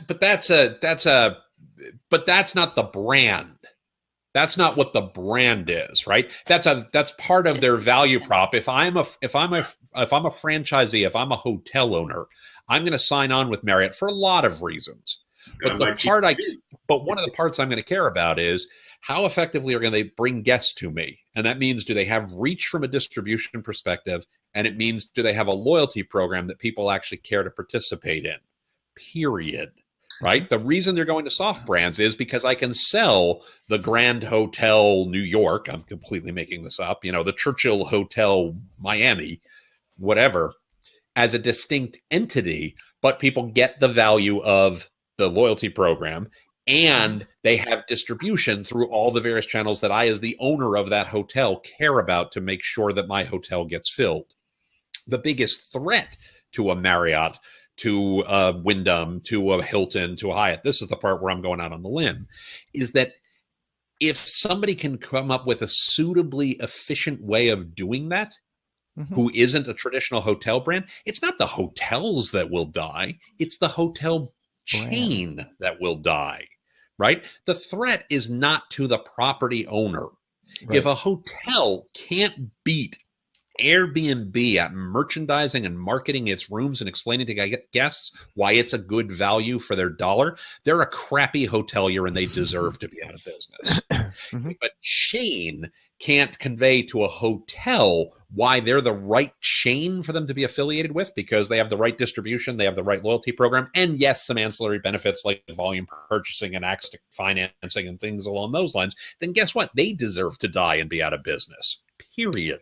Plus, if that brand keeps that property owner from being able to compete because of violating a brand, you can't do that better because that's going to screw it up for all the rest of the guys. That's a problem. I agree mostly. I would say you got kind of a as opposed to yay for the loyalty. Make for a very boring show if everybody just went, yep. The loyalty programs, though, are not loyalty programs. They are reward programs. No. You're right. You're right. So, loyalty ones are more recognized. Back to the origin of branding, though. Our origin of branding was homogeny. The reason why Holiday Inn and Hojos and stuff started is because the lack of awareness meant that you had to have conformity. Of course. You went into a McDonald's and got the same burger you did when you went to McDonald's somewhere else. That inherently is an antithesis of what social is now doing to marketing. Marketing is individuality, uniqueness, and discovery. Branding is homogeny, consistency, and pattern. But sure. Go consistency, ahead, consistency isn't bad. I mean, for a while back, in the 80s and 90s, some of the highest rated rooms in Paris were the Marriott and the Hilton, because Americans were going over there not knowing what a Crillon or a George Cinq was. What are those? Sort of thing. Video about Chevy Chase. I mean, that was the big quintessential. You don't know where you're staying and how miserable it'll be. It was, and I would argue. Go ahead, Robert. Go ahead. I'm still on my So the rewards program thing, though, is still, and I apologize, I've said this a couple of times before, it's gamification. Yes. Right? It is basically individuals who are taking their business travel spend, which is expended by the company they work for. It is not personal dollars, and they are converting that to personal benefit, which is what I can convert this to for a vacation. Right. If that company says, we are no longer with, doesn't matter, Starwood, we are shifting to Hilton, and they were SPG members, they had the credit card, they were all in. Let me tell you, those credit cards are getting cut up. They're going to, use up their balance on Starwood, and they are going to start in with Honor. They might like Sheraton's better. There might be a preferred chain that they love that, but they are going to play the game with Hilton because they can take their family to Hawaii for free because they're on the road 4 days a week, right? Sort of thing. No, Robert, you're absolutely right. I agree with that completely. When I say a loyalty program, I should say a rewards program, because you're absolutely right about that. And tying back to the gamification, we skipped over Mary Meeker's section on video games. Right. Can we hold that thought for one second? But that's key. One other point on this list, just because I will forget it, on the Airbnb spend. Okay. That was on the hopefully I can find it. Okay, on the Airbnb and traffic. Now, this was taken from SimilarWeb, and it was only looking at accommodation websites. So you got to look at how SimilarWeb breaks those out. You don't see Expedia, you don't see Priceline, you don't see Hotwire. Some of those would sell a hell of a lot of hotel rooms, right? The other thing I would These are only pure hotel pure lodging brands. Well, no, Booking was on there. No. Oh, I'm sorry, not lodging brands. Pure lodging sites. So Airbnb only books hotels. Booking.com only books hotels. Hotels.com only books hotels. And one question I would have about that, by the way, plus MetaSearch, plus TripAdvisor, none of that stuff is on here. So all of a sudden, those start going down too in terms of. Well, and I would ask the question of, does it also take into account the fact that Marriott has 30 brands and multiple brand sites? Wyndham has 15 brands and multiple brand sites. Is it aggregating those? I believe that is yes, that is aggregating, because the Airbnb number, the U.S. Airbnb site's about 66 million or so. So that's global, and yes, they rolled together the Marriott sites and the Hilton sites. Fair enough. As far as I can tell. Okay. So. But going back to the point about differentiation, and you have to differentiate yourself. You must, right? I would argue that if you are a select service I don't think we're going to see the resurgence of the independent roadside motel anytime soon, because consistency does matter. Think about Ed's comment an hour ago, about what is the purpose of the trip? If I'm a gray collar traveler, if I'm a family and I'm stopping someplace overnight on my way down to Miami, I'm on the I-95 corridor or something like that, I do want to ensure a certain level of consistency. Mm-hmm. I'm probably checking TripAdvisor in many cases, but when I'm not, I do want to know, is it clean and friendly? Am I going to walk in and am I going to get a consistent experience? And I don't think that behavior, I do think that behavior will die in time. Mm-hmm. When we have smart agents and things like that, smart personalization where I can say, Alexa, find me the right hotel for tonight, and it will know what the right hotel means for me. Yep. But I know 5, 10, 15 years down the road, by which point I'll be retired and don't care. Well, but just quickly, the example I used before of the 4.5-star hotel for $100 a night, which should have been at $269. Right. That's the sort of thing that Alexa or Siri or Cortana or Google, now any of these things will come up with, because they'll go, you know what, and they'll know that I'm willing to roll the dice and go, yeah, let's try it, because I have enough reliability in Hotwire that they are not going to say, hey, that's not a 4.5-star hotel, that's a 2-star hotel, you got screwed. It's like, yeah, I'll take that deal. And the brand, just in Priceline Express deals and Hotwire itself, the brand is irrelevant. It's I'll tell you now, June 2nd, 2017, I'll make this announcement of saying what's going to kill brand and what's going to kill anybody else is a prediction of the future is the cost of data. That if anybody can create a usable, shareable, soft platform that allows people to go over and be identified to whom they are, the value they may represent, and that data is shared to wherever they go to stay. Where it's not hidden, but shared, saying, hey, if we send you a guest, we're going to send you all the data that was known about the guest so that you can use that in the future. That's going to short-circuit brand value. It's going to short-circuit distribution value. It's going to short-circuit all of them because if you can get critical mass of participation, I'm going to want to do business with that platform before a platform that's not going to share it with me. Yeah. By the way, I don't disagree with your, first of all, I think that's already happening, right? I don't disagree with your perspective. I disagree with your conclusion, right? No, my conclusion is today we have Hilton, Hyatt, Marriott, Wyndham, IHG, Accor, who am I forgetting? Choice, Best Western. Carlson. Okay? Those are the top 10, basically. Carlson. Okay, right. That's too many. How many airlines are there? 4. 2. Right? Right. We got American, we got United, we got Southwest, we got Delta. Yeah. We got 4. Mm-hmm. I fully agree with you that in some period of time in the not too distant future, there will be 4 hotel conglomerates, just like there are 4 airlines. I'm not going to make predictions about which ones they will be, but one of the reasons Marriott's got to get big, one of the reasons all the other guys have to get big is because that's where the data is coming from. They have to have that data to compete. I don't know that they will win, but they're doing that right now. Well, they're building that profile. It's concentration. That individual hotel, whatever it is, because of getting business from you from whatever was used, gets data so that they can be better at selling themselves to people just like the person you brought them. Mm-hmm. That data will be the value proposition. And if you happen to do it under the Tribute collection, we're completely fine with that, and we'll take our cut of that. Yeah. First time on me, second time on you kind of thing. Yeah. For sure.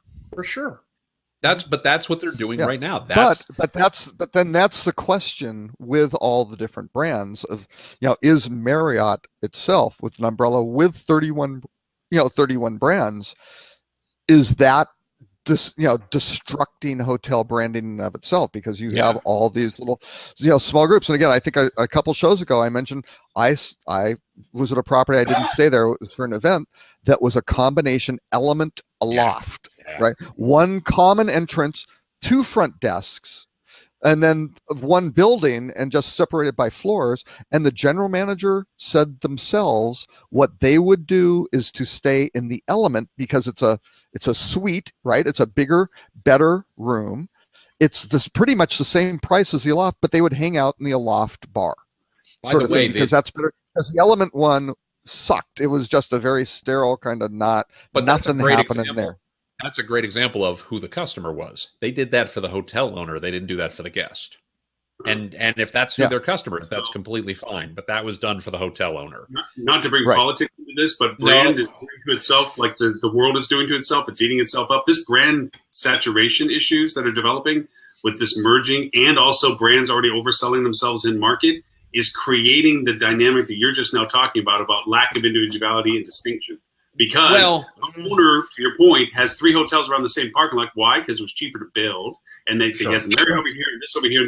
So everybody from the Marriott goes to the free breakfast at the Renaissance, and then goes to the Courtyard for happy hour, and then goes back to their full flag and never stays. It goes to the restaurant because it's overpriced. And yet they also individually sell, and they can't.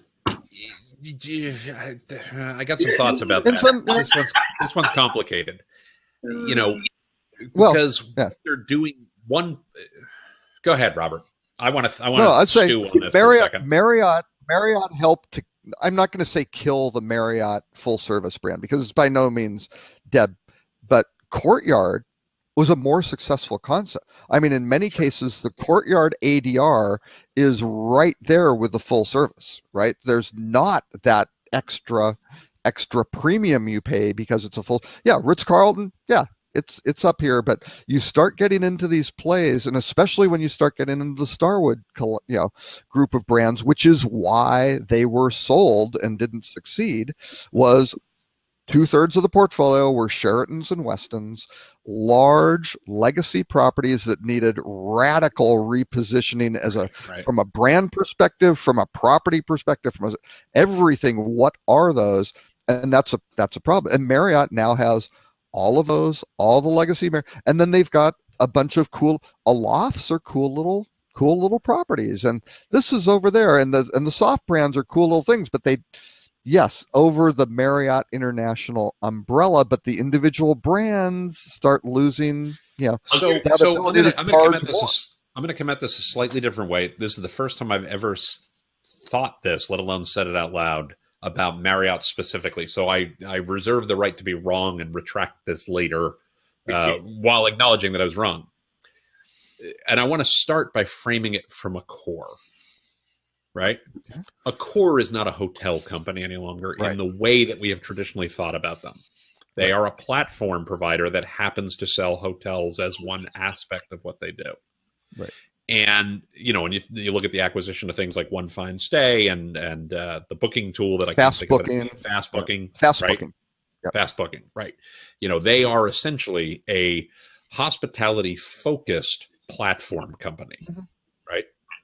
Okay. Yeah. I would argue that so is Marriott. We just haven't recognized it yet, in part because the name of the company is also the name of one of their most iconic brands. But they're a platform company that happens to be hospitality focused. And the platform revolves around the rewards program. It revolves around distribution, and it revolves around, we have an array of flags that you can choose from to differentiate your somewhat standardized product from all the other standardized product out there. So that, and I suck at naming all the different Marriott brands off the top of my head. Robert, you're better at this than I am. So do people at Marriott. Well, right. And I want to be fair. I want to be fair that not all of their brands are sufficiently differentiated to make this work yet.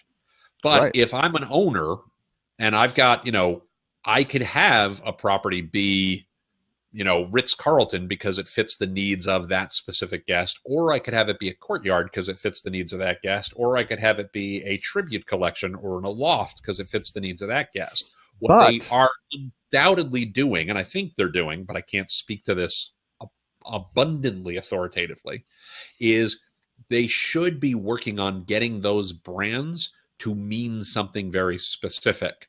What those should be are very niche, right? So you should be able to tell that an Aloft is very different from a Design Hotel, which is very different from a Four Points, which is very different from an Element, which is very different from a Moxie. And if they do that well, then you as a hotel owner can slap the right label on the thing so that it means to a customer how it is differentiated from the other product in the space. But I think they're in the midst of that transition to becoming a hospitality-focused platform company, and to think of them as through the traditional hotel company lens, I think misses what it is they're actually doing. Whether or not they're doing it well, or whether or not they got there yet, is another matter. But that's where I think they're going. One thing is that they haven't dropped any of the brands, because I believe, and there should be a dead pool of the brands that don't work. But the fear is they need to hang on to all those properties, because their shareholders are like, wait a second, can't go to the street you put this and stuff we dropped together. 1 million rooms. Yeah, you know what? Now we're going to clean up our brand, and we're going to get rid of all. Sheraton, Westin just aren't really very good brands, so we're going to dump them. Right. That sort of thing. But the folks that I work with on Wall Street, a couple different groups, collectively we kind of figured on the valuation of Starwood, about 40% of the value of that company was Starwood Preferred Guest. SPG was the value of that organization, because if you tried to break it up, and that was certainly a strategy, Westin goes here, Sheraton goes there, here goes a lot. It collapses, right? It's just like it dies. So Marriott has to keep that together. And the other is density, right? In New York City, Marriott has 193 properties. It's around 100 properties. It's insane. Hilton has 8, sort of thing. That Marriott won New York, sort of thing, with this, with this thing in terms of just raw footprint in this high demand business and leisure market. They've got more inventory than the other guys, and that's the game of the bigger guys, guys winning. I'll also tell you my dumbest, smartest decisions I gave a client, and that was they had 3 properties around the parking lot. Dumbest, smartest decision. Okay. Dumbest, smartest decision I made. And they were noticing that their free happy hour at their Residence Inn had seemingly a lot more people than the actual hotel actually had people staying. Sure. Now, we all know in the Marriott hotels, you get whatever key flavor that they have that they're rotating through. So I said, hey, in order to cull down your people, because I'm watching them walk across from the Marriott to come to your happy hour, and they're not staying at your hotel. Now, all these hotels are owned by the same group. Yeah. So I said, just make your keys. They can't use them at the other 2 properties, and only for your Residence Inn, and then have somebody just simply have welcome to, their happy hour, so forth and so on. Can we see your room key to confirm that you're staying with us? And I was brilliant, man. Boom, cost went down, the attendance went down. It was only the people in the hotel, and so did all the reward members that were staying at the Marriott, because they learned that I can't go get free drinks at the Residence anymore. I'm not going to stay at that Marriott. I'm going to go someplace else. So, dumbest smart move. So what we ended up doing was, all rewards member, or if you're not a rewards member, to sign up is all the admission that you needed to come into the happy hour. So we flipped it, and then actually added it into the campaign. Hey, no matter where you stay here, you're invited to everything of all 3 of the hotels. And matched the prices, and did some similar things in the Marriott Full Flag Hotel that Residence was already doing, to save the inconvenience of having to walk over to the Residence Inn to enjoy it. They just stayed in the hotel, and you know what? They had their happy hour. Right. And so it was a lesson learned from it, but I thought it was brilliant. Like, we're going to cut this list down by making sure they only stay at the hotel. And the backlash was that, but then it was a learned lesson that you could actually be better at doing something else otherwise. But the point of brand issue, not always works for everybody, because but offering a happy hour at a full service Marriott is probably a complimentary one for rewards members, probably violating Marriott brand standards, right? It does, but they had to figure something out to go over and stab off. You have to remember, Robert, Loren always cheats the rules, because he always does. Oh no, and that's good. And I embrace that concept. Yeah, absolutely. Yeah, I just choose to work with independents, so we don't have to break the rules. It's gonna have to break the rules. The kid who was raised Catholic is still getting worried about getting hit by a nun. But here's an example. It's confession. It's the confession experience. There's like 60 Hiltons in New York City. 60? 40. One of the biggest battleships is Midtown. Midtown is one of the biggest fat cows out of the top 8. I mean, that makes major money. Oh, well, wait. Let's look at.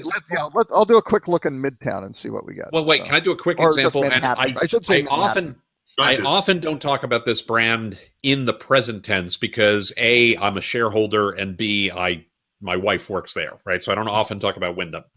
But I do think they're doing a really effective job here, what I was just describing with Marriott. I did a search for New York. They have 67 hotels, right? I did this on wyndhamhotels.com, right? Yep. The first property that comes up is the New Yorker, a Wyndham hotel.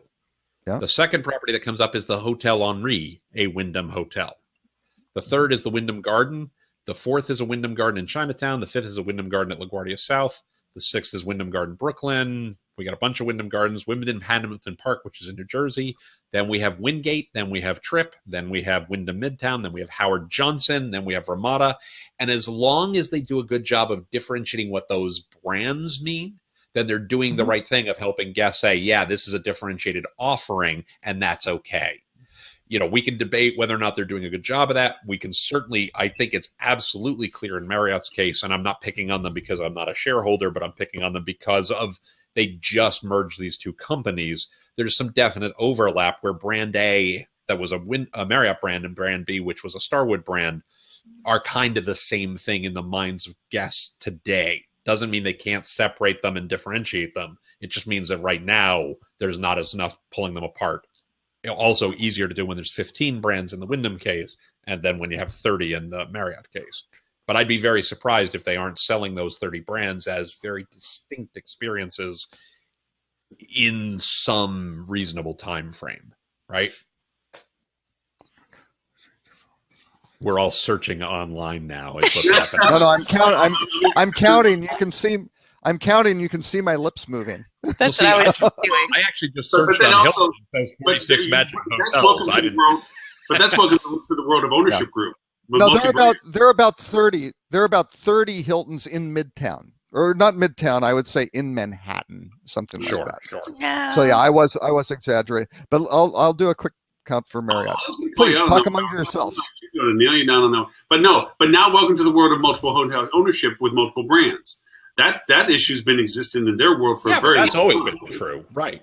I mean, we used to have, I can tell you a real world story that we used to have an owner who used to have a billboard right on I-78 in the middle of Pennsylvania that listed 3 of our, he owned 6 properties. 3 of them were our flags. One of them was one was a Holiday Inn, one was an Embassy Suites, and one was like a Hilton Garden Inn. So here are our 3 flags and 3 competitor flags all on one billboard.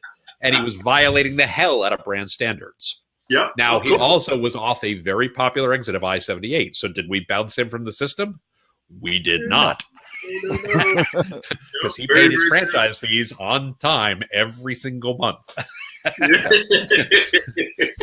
So, you know, the point is, Robert, Loren, you're absolutely right that you have to differentiate your product.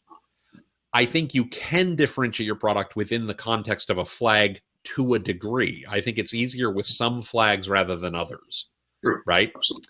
And I think that's a core question you have to ask is the flag, is the brand, right, doing enough to make that flag sufficiently differentiated? And the ones that do that well will be fine. The ones who don't are going to be in trouble. But Marriott can afford to have a flag fail, right? Because they got 30 of them. Right. If they can make the other 29 distinct, they'll be fine. Sears' problem, Kmart's problem, just to bring this full circle, was who cares, right? Why would Macy's has the same problem right now. What makes Macy's better than any other store out there? Nothing. They're doomed. They're doomed. Well, unless they can figure out why I should care about Macy's. And it's not just Macy's. The Journal Square is a different reality because that's an experience. That's a destination unto itself. But Macy's, the other chain, Macy's, the chain, is all in these shopping malls where foot traffic is foot traffic, but not in all malls. No, not all. The malls that are doing well, again, are the malls that give people a reason to go there. And to be fair, they also have some demographic benefits and things like that. You know, they're not in a town that itself is collapsing for other reasons, you know, right?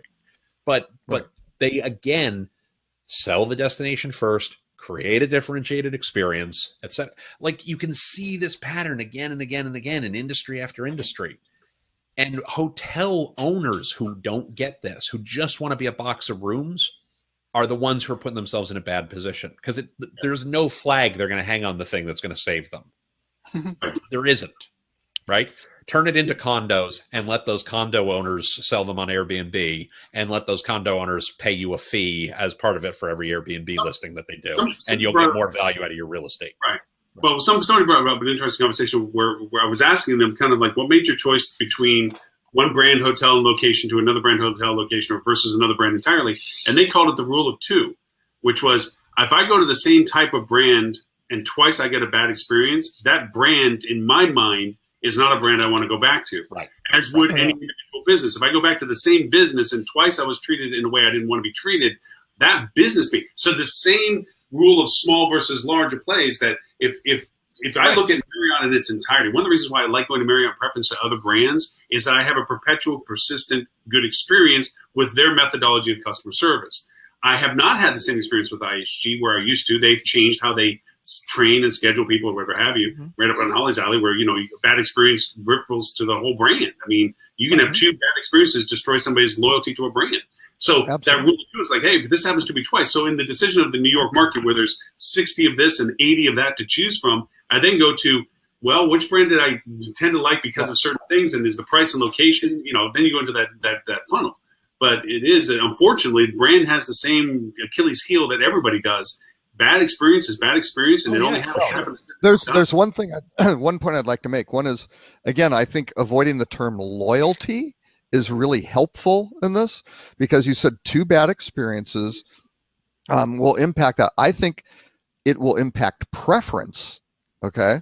And the second one is actual frequency. It may not have as much impact on frequency depending on what I'm doing it for. Now, discretionary purchases where I want to go with my preference, yes, that will have a negative impact, or at least increase the gap of differential where I'm saying, gee, should I get whatever. I save 5% because I'm a Marriott Rewards member on this weekend to stay here. That's great. It's $150 a night. If I can get a comparable experience and I get points and things like that, that may be okay. Or do I wind up spending $100 a night at something that's basically the same or a superior experience? I don't know. Everybody has that trade-off of what's that real value that will make them sway. Now, one thing I'm doing in Lubbock, Texas, because my daughter goes there, Wyndham, I have never been, sorry, Tammy, I've never been a loyal Wyndham member, right? Sure. You've never been a member of Wyndham Rewards, you're saying? I've been a member. I've been a member of everything for forever. Now, I hate Hilton. I hate Hilton's rewards program because they've given me 5 different numbers. If I slow down on using them, they cut me off, right? And they've done it, I mean, for decades, right? And it really pisses me off, right? It's just like, hey, I don't even get to keep the same account number and log it. That's ridiculous, right? I mean, is that with Hilton or? No, but I don't mind the properties. I hate the reward program, and it's pissed me off with the brand in general, right? Just as this is my consumer hat. I'll do work for them, but that pisses me off.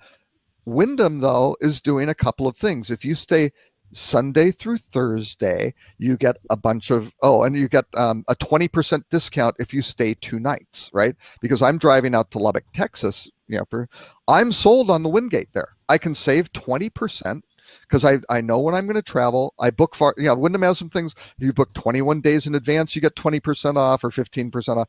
If you book more than 2 nights and things like that. Yeah, I'm playing that game because they also have a program where if I stay a certain number of nights, get a certain number of points, I can go then take that and stay at a nicer property. I don't have to stay at the Wingate in Lubbock. I can go take that to a nice Wyndham. So yeah, they've got me playing the game, and they're now winning my frequency in. Right. And it's a brand new property. It opened in March or April. It's great. It's clean. It's well staffed. They've got a good breakfast. It's great location. By the way, I'm completely happy. In a few minutes. I just realized what time it was. Holly, 10:30. You looked like you were going to say something like 3 times, and we keep talking over you. I know. Well, actually, Tim, it was to your point. It has, ever since you said it, it has bugged me that a brand is a distribution channel and a rewards program, because really it's what we're talking about. Additionally, and a huge component of it, and I think what makes it so challenging is it is also a reputation.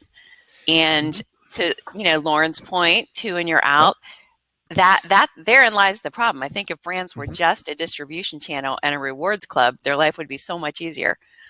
Right. Well, here's the problem with reputation. I agree with you. I'm an old school guy when it comes to this, right? I'm a very old school guy. I've always liked David Ogilvy's term that a brand is a promise. Mm-hmm. The reality is in hospitality today, very few brands have a distinct promise. Right. There's not a great reason. If I named a brand at random, I'm not going to pick on anybody because you could pick 20 different brands and this would be true. We played that game one time. Yeah. Right. And I said, what does this brand mean to you? Most people are going to go, meh.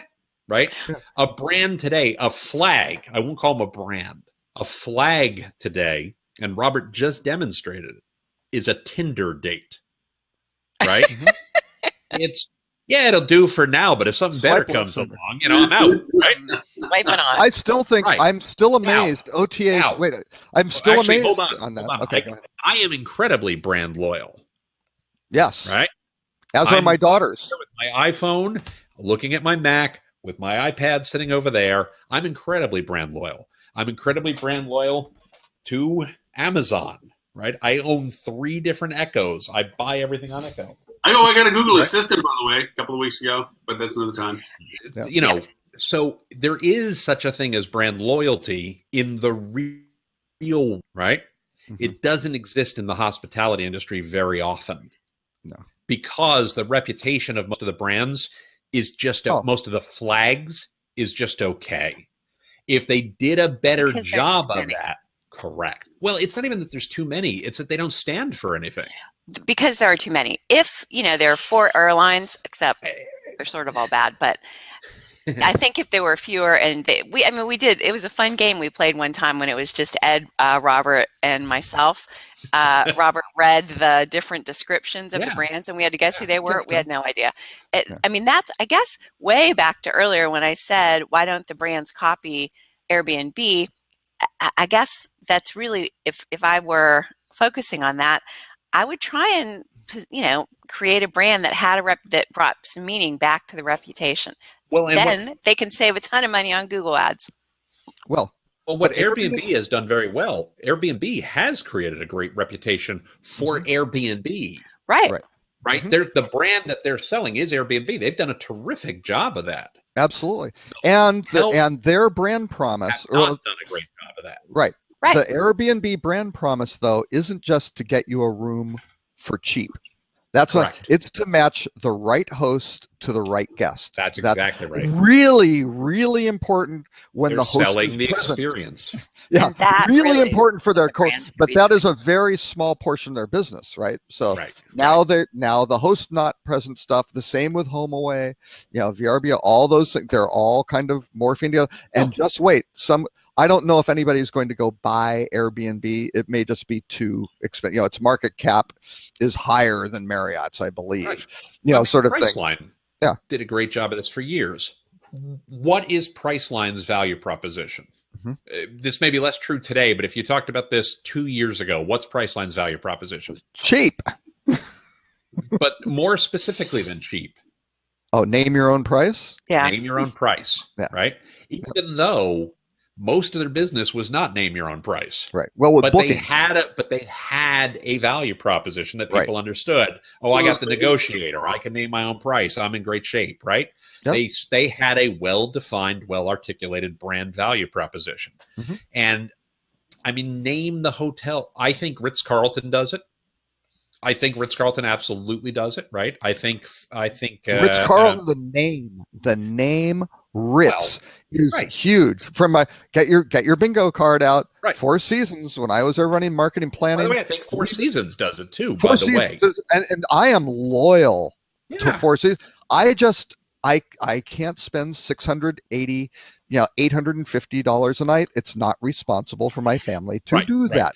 But I would love to. It's aspirational. I am loyal. It is my favorite hotel group. I think they do it better than anybody else. Roger Smith did it really well. I think Hampton Inn did it really well for a long time. The who? Today.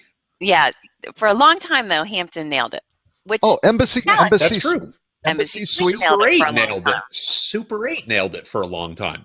Yeah. It's select service, but their thing was clean and friendly, right? It was like McDonald's. You knew what you were going to get, right? And you got it.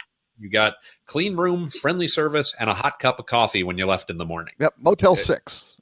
We'll keep the light we'll on leave for the it. light on, right? Okay, I have to go. Be done, but I don't think people are doing well today. No. Yeah, And there's not. And no, there's I not, think we all agree on that. and there's not patience. There's not patience from the investment community, Right, to give them enough, time and expenditure to go fix something. Because again, is 31 brands? I think you get the people at Marriott off the side and go, is 31 brands the right number? Is that if you were building this from scratch, would you have 31? They'd be like, hell no, they do not want it. But that they're dealing with what they have, and they've got to figure out how to keep everyone in the fold with fewest defections. And let me tell you, Hilton and Choice and everybody else is lined up there going, come to us. You're gonna, they're gonna mess you up. You're gonna get less business. We can do a better deal. Let's let Holly bolt, because I know she has to go. I want to answer one thing or state one thing on that, and then I'm going to run. Holly, where can people find you? Oh, Holly's over signatureworldwide.com. And don't forget to mention our special guest next week. Oh, yeah. Wait a minute. You tell them. Go ahead. You're the one that brought him to the table.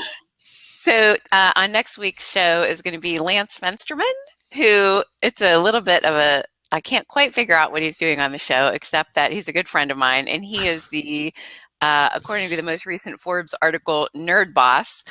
He runs Read Pop, which is many of the Comic-Con, Star Wars, everything like that. And he's coming to talk to us about, Oh, very cool. The reason why he's on the show is because we're all geeks at heart and we're just dying to talk to him. That's the cool. Now, will there be cosplay in next week's episode? We're going to have to get Ed. I'm sure. I'm asking for a friend, Ed. Yeah, you can say for sure with Lance. It will be entertaining, and obviously from a loyalty standpoint, he has some fascinating stories. Oh. We have some of the most loyal customers. So, all right, bye. Thank you. Bye, Holly. Thank you. Bye. Take care, Holly. Have a great weekend. So, here's the one thing, though. Notwithstanding what the folks at Marriott told you, right? There were more than 31 brands in the hospitality industry before Marriott bought Starwood. Mm-hmm. To Loren's point earlier, I think there should be more than 31 brands. Mm-hmm. Because I think if we actually focused on each brand being representative of a specific customer group or specific customer need, you probably want more than 31 brands, right? It starts getting tricky in terms of what's the maximum return to Marriott and their shareholders. No, that's entirely fair. When you start saying this is particularly a drive market hotel, a Super 8, right? You can find those on the highway, and then you start saying, well, that's not a city center one, really. Right. And that's probably a good differentiation. That is probably a very good differentiation. Yeah. So, but you then kind of go, but we want to have Super, because people are looking for that, and they want the units stacked vertically instead of horizontally. It's good. We can do that same experience. So do you call that a different brand or the same one? And it is, what's the differentiator on all? Is it the physical plant of? Oh, we lost you, Robert. Oh, you froze. You look kind of funny, though. Well, while he's frozen, I'm going to say, while he's frozen, I'm going to say, I talk about my folks all the time down in Charleston who own 4 hotels and essentially have 4 brands, right? Mm. The reality is you can have multiple different brands. It is a very fair point. Are some questions of, can you invest the resources in managing 31 brands? But that's not a case. That's not a question of whether or not it makes sense from a consumer or guest perspective to have 31 brands. That's a question of, can you operationalize it effectively? Right. I mean, to be fair to my folks, my friends down in Charleston, if they bought a 5th hotel today, I think they'd be the first to tell you they don't have the resources to run 5 brands. Right. So the point is, we're coming at this from 2 slightly different perspectives, Robert. We actually agree, I think, more than disagree. Oh, sure. You're saying that he's so full of shit. Thank God he's not on. No, I said my friends down in Charleston, while you were gone, I said my friends down in Charleston own 4 hotels and have 4 brands. Yeah. So you can do it. It's same family or different families? Same family. Same family. See, that's another win for the chain, right? Oh, no. I'm sorry. These are all independent hotels. Oh wait, when you say they're same different family brands owns them, not same brand family. Right? No. Okay. Right. Okay. No, there is an operational question of, do they have the resources to manage 31 brands? But that's not the same thing as, is it good for guests to have 31 distinct experiences?